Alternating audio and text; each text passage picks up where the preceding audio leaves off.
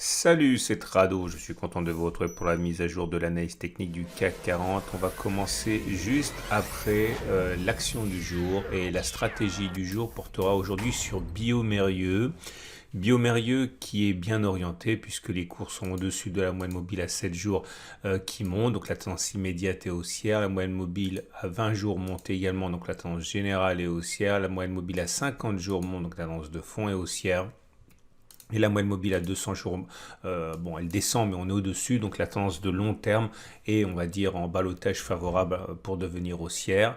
Dans ces conditions, il semble légitime de chercher quelque chose qui nous donne un avantage par rapport au marché si on veut acheter. Et le backtest du jour portera sur le MACD qui vient de délivrer un signal, puisque comme vous pouvez le voir, ça se joue pas grand chose, mais le MACD vient de passer au-dessus de son signal. Ça se passe relativement souvent et on va voir ce qu'il se passe si on achète lorsque le MACD passe au-dessus de son signal, en mettant un stop loss, c'est-à-dire une sortie de trade si on revient en dessous des précédents plus bas. Et on va voir si on est capable de gagner de l'argent sur les 30 dernières occurrences en appliquant cette stratégie. Donc clairement, la première occurrence, elle apparaît ici, enfin la toute dernière plutôt.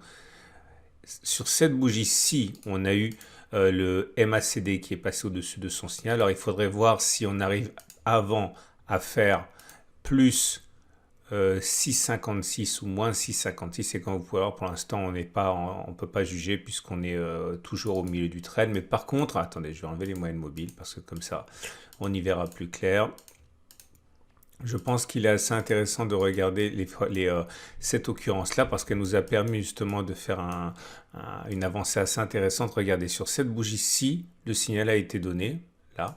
Et la question est de savoir si on est d'abord allé en dessous des précédents creux ou si on a d'abord traversé et atteint cette distance au-dessus du signal. Et comme vous pouvez le voir, c'est un succès puisque il ne fallait pas faire moins 3,41, il fallait faire plus 3,41 plutôt, et vous voyez, on a même fait beaucoup plus, hein, puisqu'on est actuellement à plus de 17%. Donc c'est un succès, c'est le sens du petit pouce vert qui est là. On enchaîne avec la seconde occurrence qui apparaît sur cette bougie.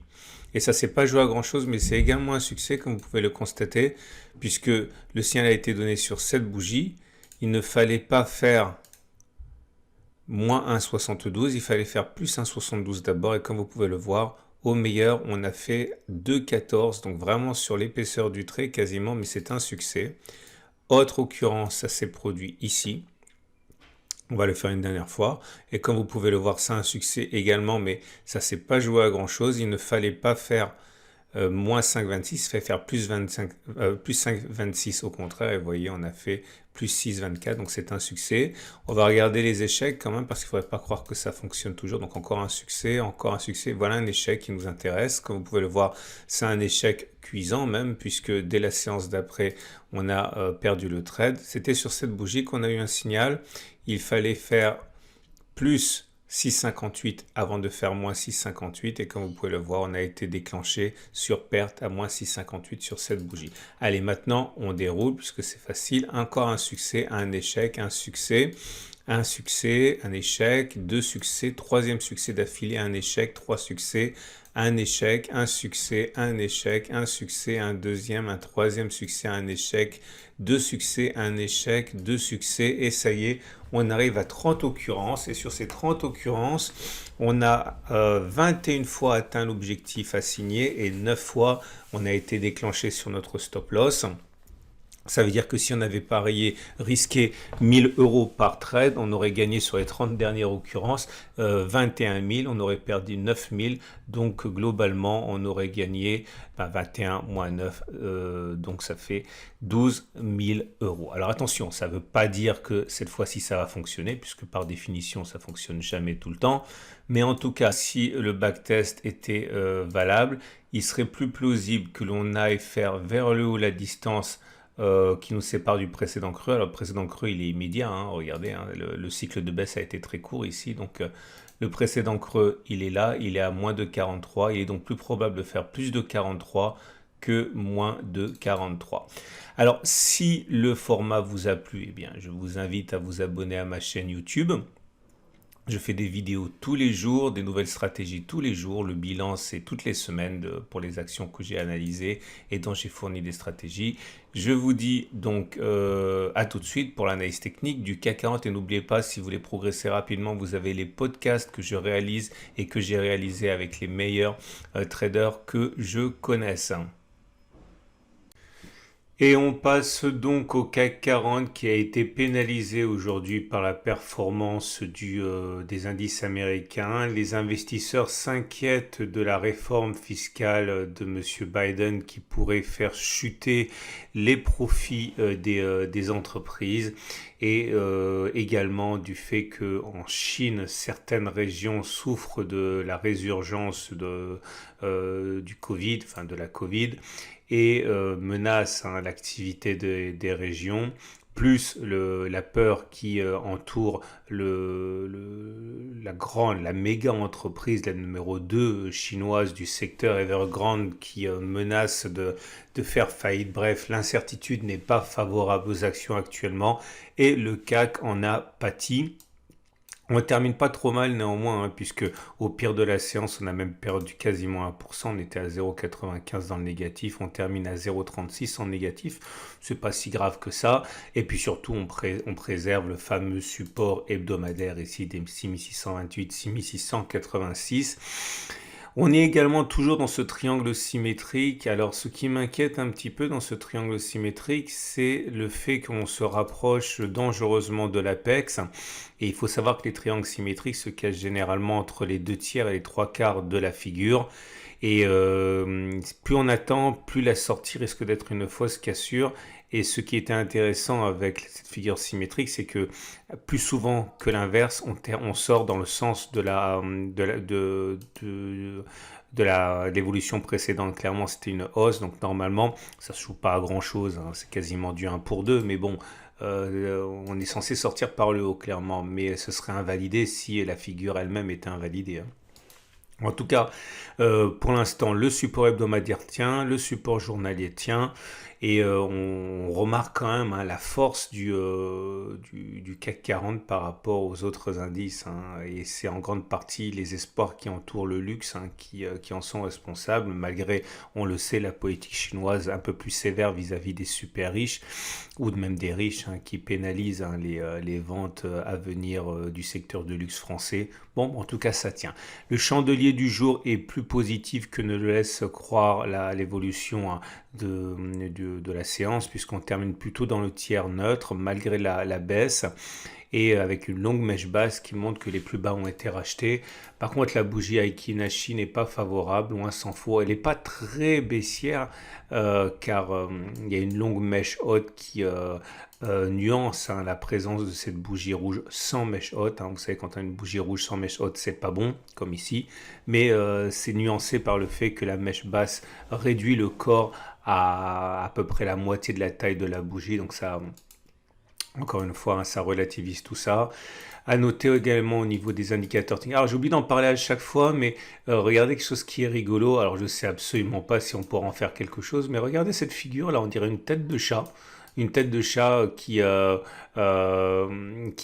s'obtient avec les bandes de Bollinger ici, qui était en parallèle haussière avant de commencer à se contracter.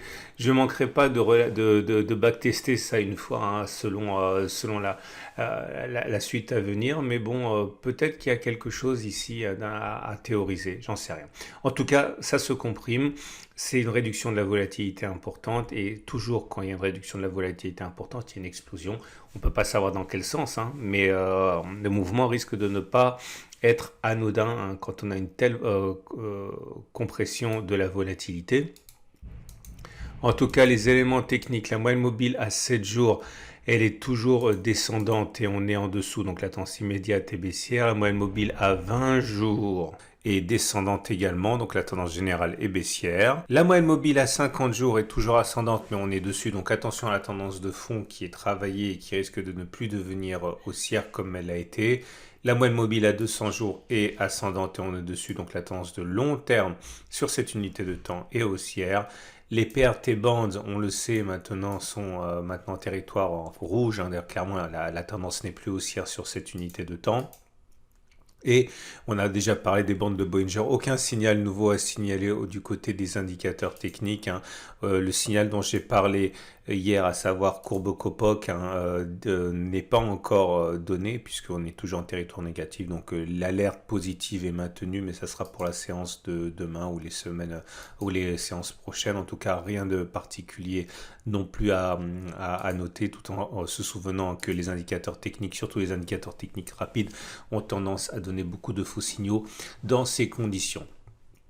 L'Ishimoku indique que c'est toujours la même chose, hein. On avait alerté sur le fait que la tendance de fond est de plus en plus neutre, et ça c'est donné par le fait que la SSB elle est plate, comme vous pouvez le voir, hein. Alors le nuage est toujours haussier puisqu'il est bleu, enfin dans mon code couleur, hein, et il faudrait qu'il y ait un twist pour que ce soit une inversion de tendance. Mais bon, regardez quand même le travail de la SSA qui a parfaitement retenu la plongée des cours, et la baisse du jour était envisageable du fait, on le sait, hein, qu'on a cassé cette oblique ascendance. Je vous invite à regarder les analyses précédentes pour pas que ce soit trop long.